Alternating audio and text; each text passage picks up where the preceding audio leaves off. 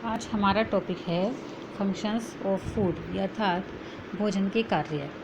भोजन का मुख्य रूप से जो कार्य है वह है हमारी भूख शांत करना। सामान्य रूप से हम सब यही जानते हैं कि भोजन हम भूख शांत करने के लिए करते हैं, लेकिन वास्तव में भोजन का कार्य भूख शांत करना ही नहीं होता, बल्कि भोजन के और अनेक कार्य भी होते हैं। जो सभी कार्यों की पूर्ति करता है वही हमारा भोजन कहलाता है। भोजन के कार्य मुख्य रूप से हम उन्हें 3 भागों में बांट सकते हैं: शारीरिक कार्य, मानसिक कार्य और सामाजिक कार्य। फर्स्ट है हमारा शारीरिक कार्य। शारीरिक कार्य के भी हम 3 पार्ट्स कर सकते हैं: शरीर निर्माण का कार्य, शरीर को ऊर्जा देने का कार्य और सुरक्षा देने का कार्य। ऊर्जा देने का काम जो पोषक तत्व करते हैं वह है हमारे कार्बोहाइड्रेट और वसा। कार्बोहाइड्रेट से हमें 4 कैलोरी ऊर्जा की प्राप्ति होती है और वसा के 1 ग्राम से हमें 9 कैलोरी ऊर्जा की प्राप्ति होती है। अर्थात सबसे अधिक ऊर्जा देने का कार्य जो करता है वो है हमारा वसा।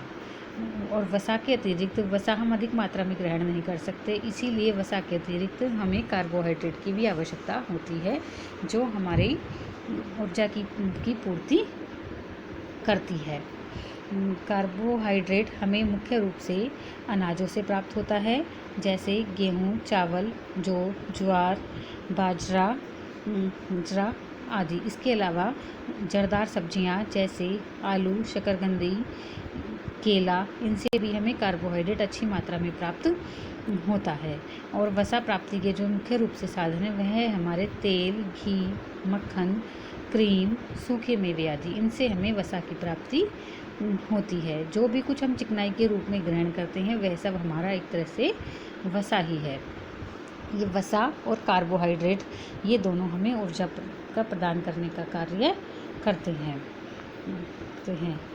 दूसरा है हमारा भोजन का कार्य शरीर निर्माण का कार्य या फिर शरीर की वृद्धि और विकास का कार्य। शरीर निर्माण का कार्य और शरीर की वृद्धि और विकास का कार्य मुख्य रूप से प्रोटीन करता है। प्रोटीन हमें मुख्य रूप से दूध, दही, पनीर, अंडा, मांस, मछली, सोयाबीन, सूखे मेवे, मूंगफली, दालों आदि से प्राप्त होता है। अगर हम शाकाहारी हैं तो हमें अपने भोजन में दाल, दूध व दूध से बने पदार्थों का अधिक सेवन करना चाहिए, जिससे कि हमारी प्रोटीन की पूर्ति हमारी हो जाए। और दालों में भी मुख्य रूप से सोयाबीन में अधिक मात्रा में प्रोटीन पाई जाती है। इनके अतिरिक्त अंडा, मांस, मछली आदि में भी प्रोटीन अच्छी मात्रा में पाई जाती है। प्रोटीन हमारे शरीर की वृद्धि और विकास के लिए अत्यंत ही आवश्यक होता है। इसी कारण छोटे बच्चों को अधिक मात्रा में प्रोटीन की आवश्यकता होती है, क्योंकि उनका शरीर छोटा होता है, धीरे धीरे करके उसकी वृद्धि होती है और वो एक प्रौढ़ व्यक्ति बन जाता है। उन सब कार्य के लिए हमें अधिक मात्रा में प्रोटीन की आवश्यकता होती है। इसका भोजन का तीसरा कार्य है शारीरिक कार्य के अंतर्गत सुरक्षा देने का कार्य अर्थात रोगों से रक्षा करने का कार्य। ये कार्य मुख्य रूप से विटामिन और खनिज लवण करते हैं। विटामिन हमारे 2 प्रकार के होते हैं: जल में घुलनशील विटामिन और वसा में घुलनशील विटामिन। जल में घुलनशील विटामिन हमारे बी व सी और वसा में घुलनशील विटामिन ए, डी, ई व के। विटामिन की प्राप्ति हमें मुख्य रूप से फलों व सब्जियों से होती है। इनके अतिरिक्त दूध से भी हमें विटामिन की प्राप्ति होती है। दूध या दूध से बने पदार्थों से भी हमें विटामिन मिलता है।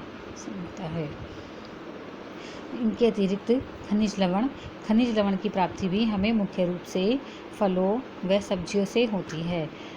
खनिज लवण मुख्य रूप से हैं calcium, phosphorus, iodine, potassium, sodium आदि। ये सभी हमें अपने शरीर की रोगों से रक्षा के लिए आवश्यक हैं, इसलिए हमें इन सब का प्रयोग करना चाहिए। हमें अपने भोजन में ऐसे भोज्य पदार्थों का प्रयोग करें जिससे हमें सभी पोषक तत्वों की प्राप्ति हो जाए। हमें मुख्य रूप से अनाज, दालें, हरी सब्जियां, हरी पत्तेदार सब्जियां, जड़दार सब्जियां, अन्य सब्जियां, दालें, सूखे मेवे, चीनी या शक्कर भोजन के शारीरिक कार्य के अतिरिक्त 2 अन्य कार्य भी होते हैं, मानसिक कार्य व सामाजिक कार्य। मानसिक कार्य अर्थात भोजन अगर हमें अपनी पसंद के अनुसार मिल जाए तो हम खुश होते हैं, और अगर हमें कोई भोजन ऐसा प्रदान कर दे, कोई हमें ऐसा कोई भोजन दे जो कि हमारी पसंद के अनुसार ना हो, तो हम अगर भोजन वो हमारी भूख तो शांत कर देगा, लेकिन वो हमें खुश नहीं कर सकता। इसलिए भोजन का मनोवैज्ञानिक कार्य या मानसिक कार्य भी होता है। अर्थात भोजन हमारी पसंद का हो, साथ ही साथ हमें अच्छे प्रकार से परोसा गया हो, और जो हमें भोजन करा रहा है वह व्यक्ति की मानसिक स्थिति का भी हमारे भोजन पर प्रभाव पड़ता है।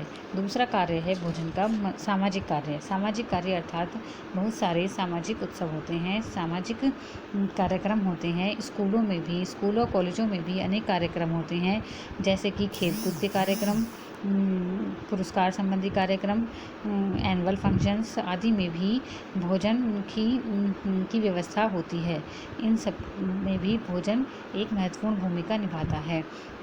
यानी कि अर्थात हम किसी भी सामाजिक कार्यक्रम जैसे शादी, पार्टी आदि में भी जाते हैं तो वहाँ पर भी भोजन की व्यवस्था होती है।